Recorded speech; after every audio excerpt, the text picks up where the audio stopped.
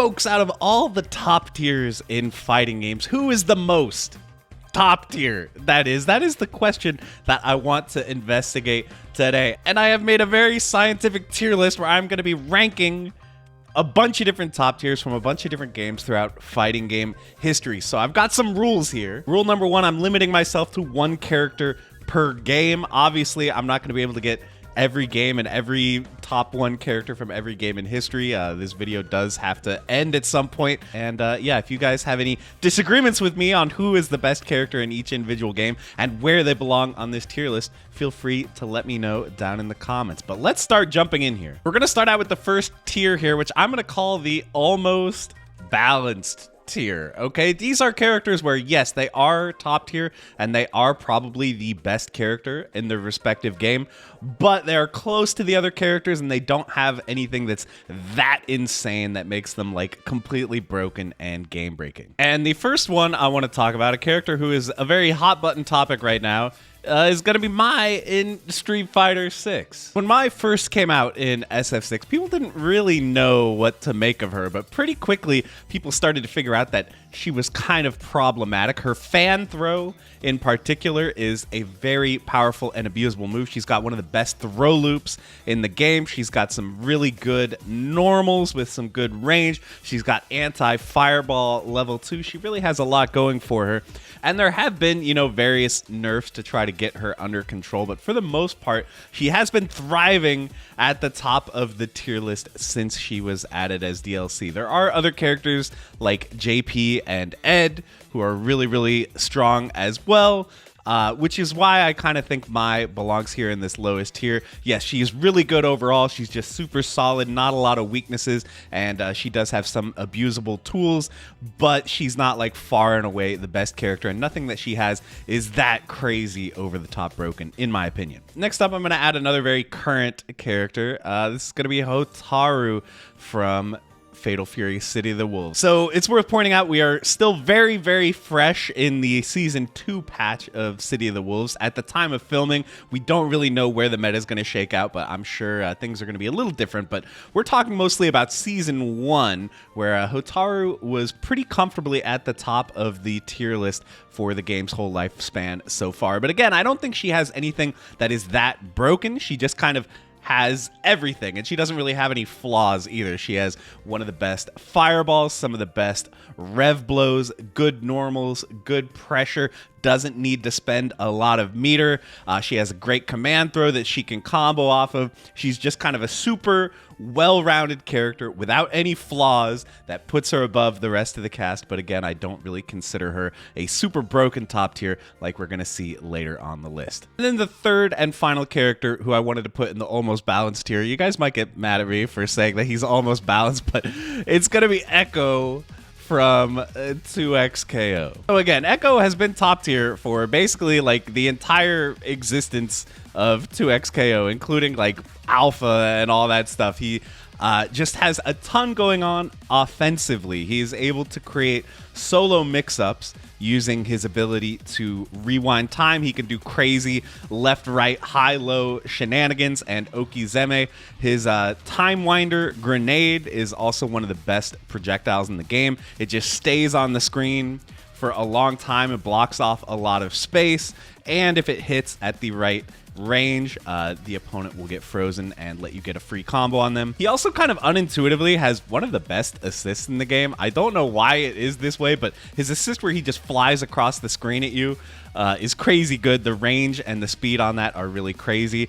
It feels like they tried to balance him in a few ways. Like they kind of wanted his mid-screen bread and butters to not be that good if you don't spend meter. It kind of turns out like meter is just really abundant in this game. I feel like that issue doesn't come up that much. And if you're in the corner, then like he's ridiculous. Also, you have, you know, assist to extend your combo and get you into the corner. So I feel like that downside is not that big.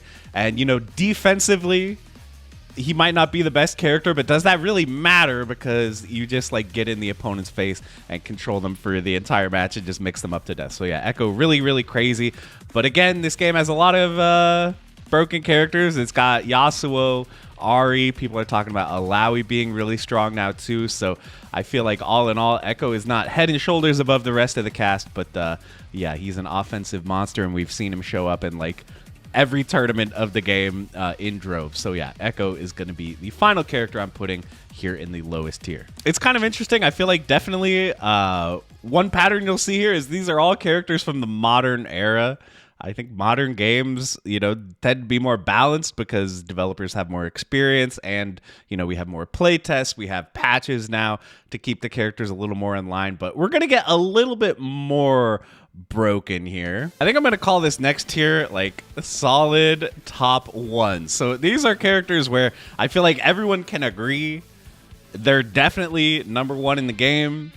But they are not like so broken that they're game breaking and the entire meta revolves around them. There are other characters that you will see in high level play of these games besides just the top 1. But I think most people will agree these guys are like definitely the best character in their game. And first up, we're going to talk about Luke, but this is SF5 Luke. We're turning the clock back 1 game here to talk about Luke in SF5, who I feel like was the pretty undisputed top 1 of the game once he was added as DLC. I think you could maybe say similar to Hotaru, this is a character who kind of just does everything. Everything he has in his kit is basically better than the other characters in the game. Better normals than the other Shotos, better fireball, some better damage thanks to his, just frame charge timing combos.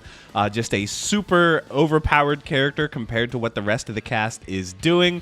Doesn't really have any flaws once again. And I think pretty much everyone agrees he is like head and shoulders the best character in SF5. But there are other characters that can maybe compete with him. And again, it's not like in top 8. It's like all Luke.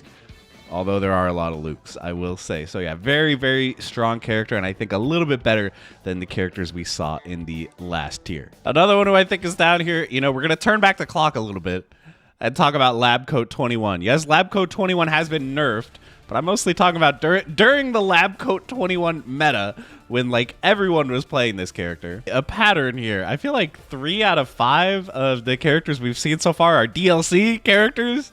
Are the pay-to-win allegations true?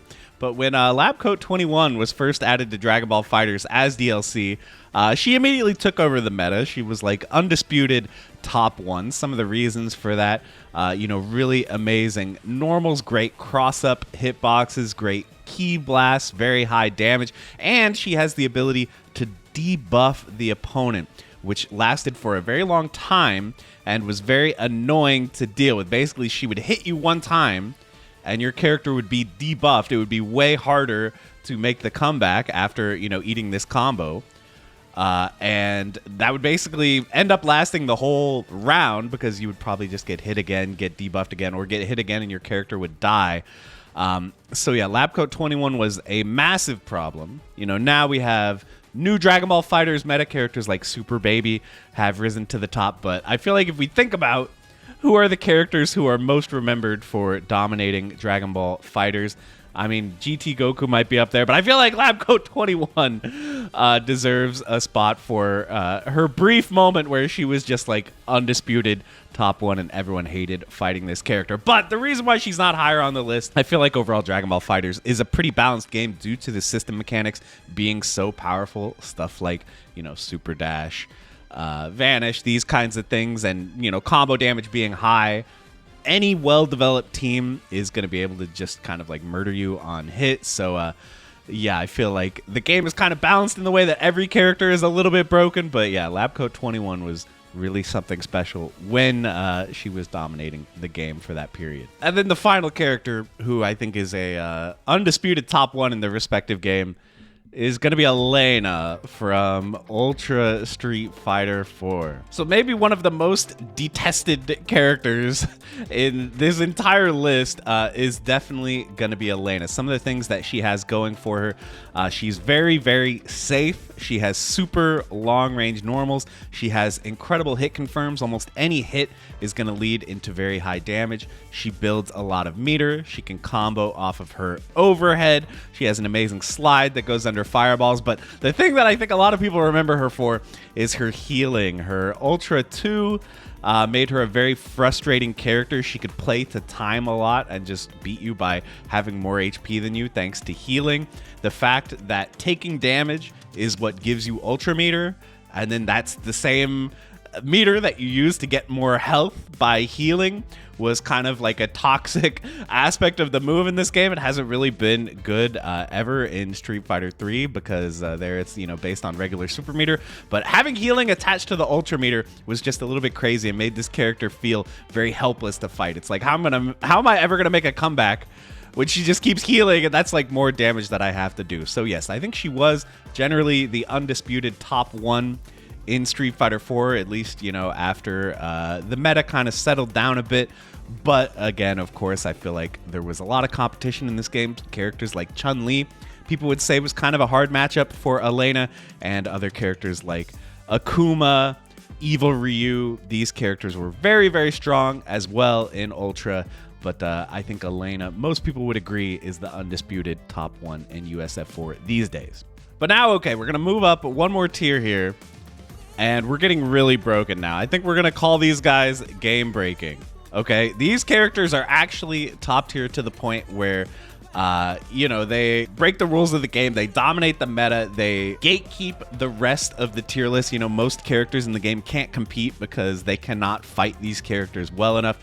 These are going to be truly broken top tiers, but not to the point where they're actually banned. So let's talk about these guys. First up, I'm going to put Storm from Marvel vs. Capcom 2. So obviously this game has 4 characters who are kind of known for being the gods of the game: Magneto, Storm, Sentinel, and Cable. But I feel Storm is the best of the 4. Sentinel is really close, but Storm, she has the tri-jump, so she's an amazing rushdown character. She has the ability to float at the top of the screen, lots of air movement. She can build a lot of meter, which she can spam on her hailstorms, which is one of the best supers in the game. Completely safe, does a lot of damage, does chip damage. She sets up the Storm Sentinel delayed hyper combo, which is a very broken and high damaging combo. She has an infinite on Sentinel. Me, she is just the epitome of a character that does everything. Great rushdown, great runaway, great damage. Really a character with absolutely no flaws, and that's why I would consider her very game-breaking. Lots of characters literally just cannot reach her up at the top of the screen. So it's like, what are you going to do? You just lose if you pick certain characters against Storm in this game, which is why I think she belongs in the game-breaking tier. And, while we're talking about Marvel, why don't we include Ultimate Marvel vs. Capcom 3-0? So I think there's a few characters that you could maybe argue for top 1 in Marvel 3. We got Morrigan, Virgil, stuff like that, maybe Dark Phoenix, but Zero is just so overwhelming as a point character. This game has a lot of touch of death combos, characters who are able to kill off of one hit, and Zero can do this quite effectively with his lightning loops. But what makes him really crazy is once he does get that character kill, he's going to put the incoming character in such a ridiculous mix-up, like a crazy 4-way lightning cross-up mix-up. And then if that connects, he's going to kill the next character and then mix up the incoming character and kill them. So it is a very, very difficult situation once he gets one hit. And when he's trying to get that hit, he has some really amazing tools. He has his charged Buster Shot, which is super powerful, just goes through all the projectiles. His install super is really good as well. And he's got all the classic kind of Zero sword normals. He's got the pizza cutter where he jumps and spins. So, yeah, super abusive character. I feel like when you watch old Marvel vs. Capcom 3 at EVO from like the heyday 2014, 2015, we saw a lot more character variety because the game had been optimized a little bit less. But now that the game is getting really optimized, you see a lot of Zero, and I've noticed people are getting really tired of watching it if they're not like hardcore Marvel fans. When you turn on a stream and it's just Zero putting you in a 5-minute long cutscene until you die. Yeah, people really don't like that. So, yeah, Zero, super broken, but maybe not bannable. Probably not. But let's move on to our next character, who is going to be Chun Li from Street Fighter 3 Third Strike. It's kind of funny going from a character who could just like touch of death your whole team, being really broken for that. But now we're talking about a character who basically, she's just good because her buttons are good. Like, she's got the crouching medium kick of the god standing fierce, one of the best moves in the game. And what really takes her over the top is going to be her super. She can hit confirm into her super in a variety of different ways, does a ton of damage, allows you to get follow-up hits afterwards. So she's just a super dominant character in neutral. And then once she gets any amount of super meter, you have to respect her so much, because any wrong move, you lose like half your life bar. So Chun, she does have one bad matchup. You know, maybe you could argue it's 5-5. Some people say it's a bad matchup against Yun. So that keeps her in check a tiny bit. But when I think of the spirit of this tier on the tier list, I'm thinking characters that shut down a lot of the tier list. Like, a lot of characters just aren't viable because Chun Li is in the game. I feel like that's so true. There are a lot of characters in the game. If we think about like Q, or maybe even like Necro, Ibuki, maybe. Some of these characters have a really, really hard time against Chun. And then she has other incidental broken stuff too, like being a really, really short character. So a lot of moves don't work on her. Having a 2-frame crouch jab, which makes her able to punish a lot of stuff that other characters can't punish. She can go from jab into super. So yeah, super frustrating character to fight. Oh my god, look at that. The parry into jab into... I'm sorry, I'm watching this footage now and my mind is just blown. So yeah, Chun Li from third. Look at the... This is too good, bro. Look at the pop off. This is from Evo Japan 2024, by the way. I'll try to link all the match footage I'm showing in these videos down in the description. And the last character I wanted to put in the game-breaking tier, I already know this is the one that is going to get the most people mad at me. It's Melee Fox, okay? People hate it when I talk about Smash. I'm definitely not a Smash expert or anything like that. This is definitely another game where I think there are several characters that could be argued for top 1. You know, there's Marth, Jigglypuff.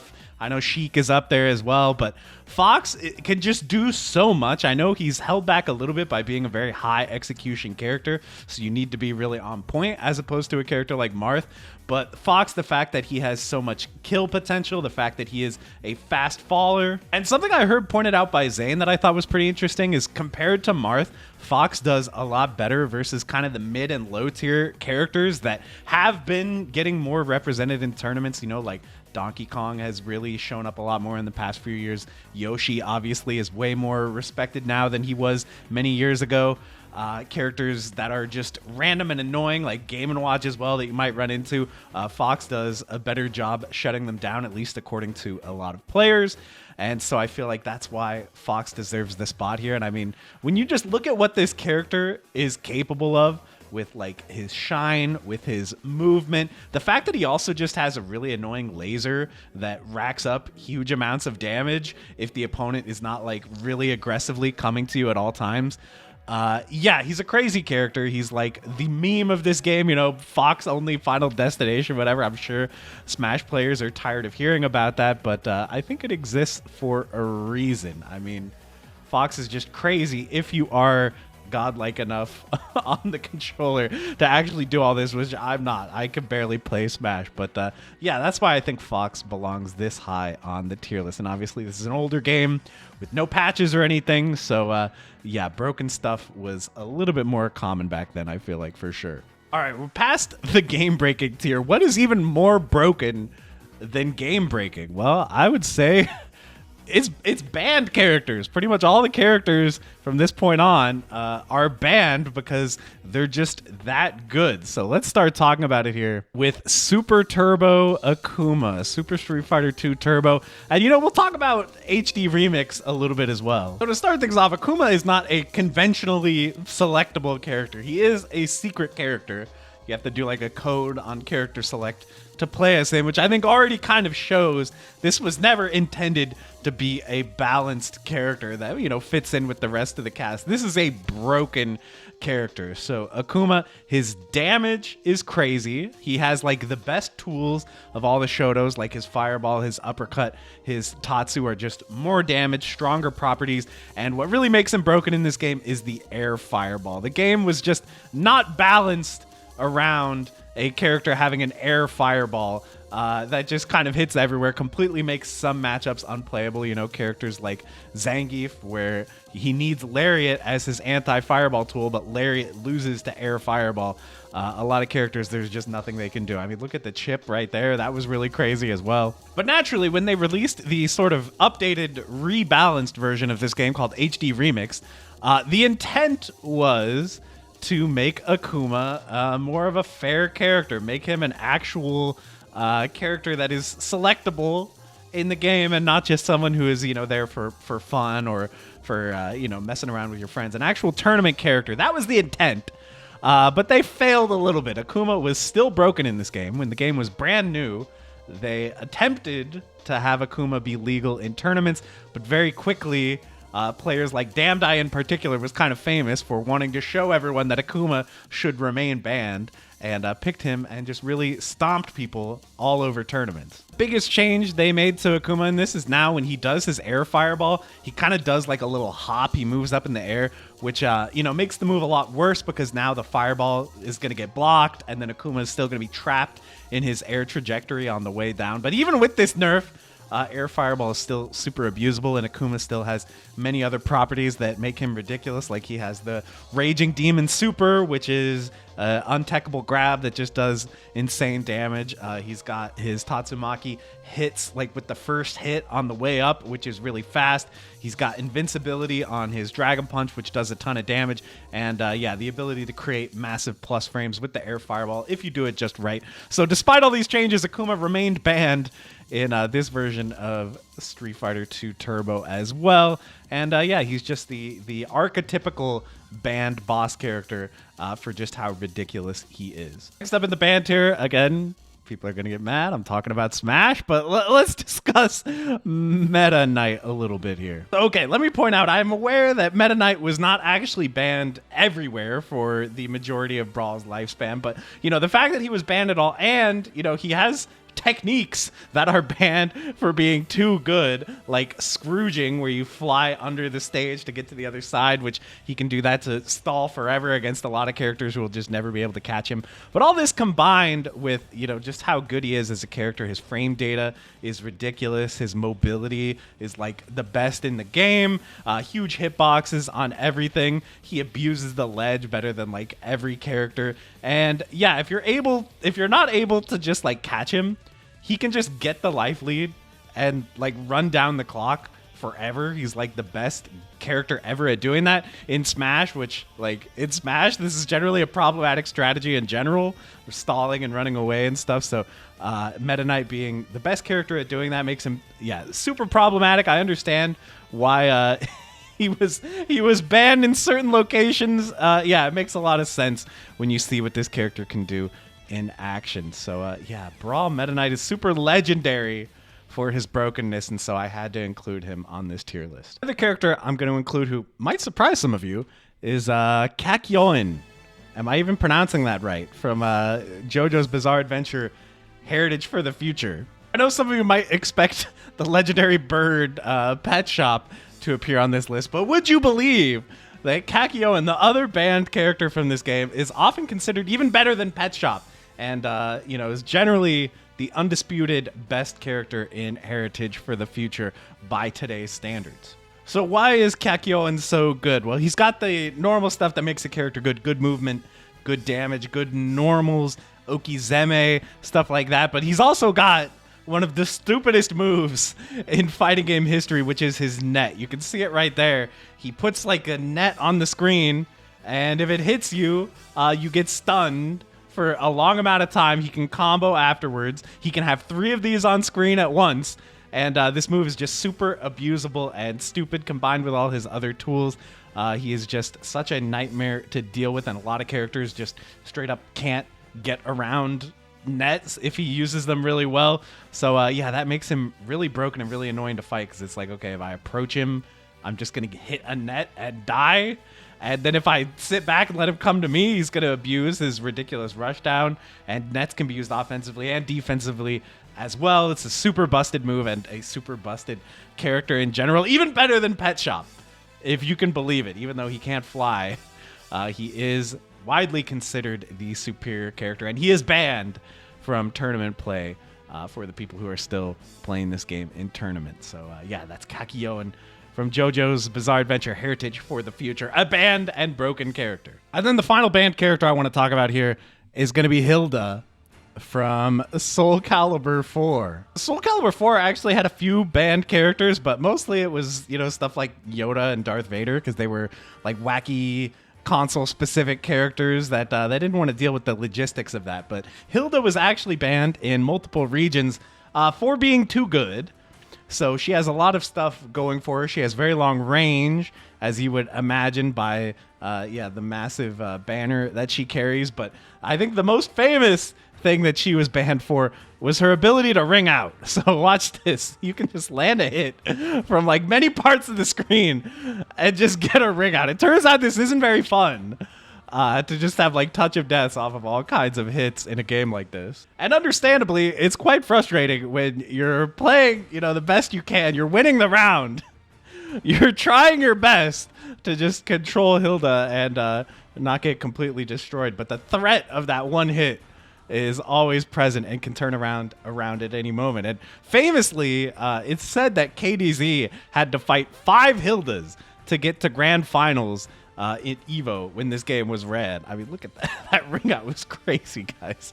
So, yeah, a super funny one that I wanted to include, even though Soul Calibur 4 is not a game people talk about that much these days. I do think that Hilde deserves a spot for her abusive ring out prowess. Guys, we are not at the end of the tier list yet. There's one more thing that I wanted to include. Let's just shrink this down because I want to talk about Kusoge tier, okay?